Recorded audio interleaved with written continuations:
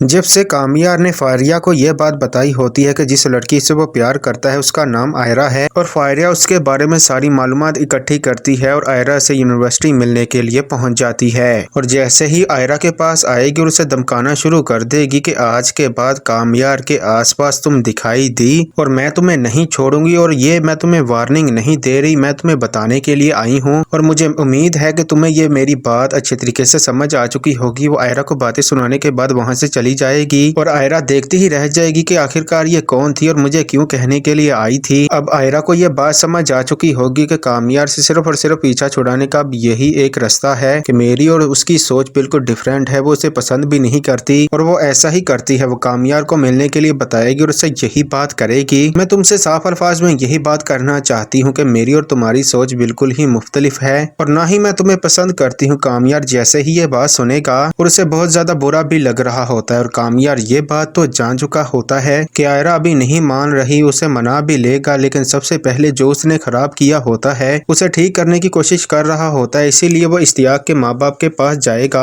और उनसे यही बात करेगा कि मैं इश्तियाक का दोस्त हूँ, और उनसे यही बात करेगा कि इश्तियाक ने जानबूझकर ये काम किया है और उसे फलक बहुत ही ज्यादा पसंद है, को थोड़ी सी गलतफहमी हो गई थी जिसकी वजह से उसने ये बात की है और इश्तियाक आपसे ये बात करने में डर रहा है, इसीलिए मैं आपसे यही बात करने के लिए आया हूँ कि आप फलक का रिश्ता लेने के लिए उनके घर जाएं और जाकर उनसे माँ बाप के साथ भी सॉरी करें।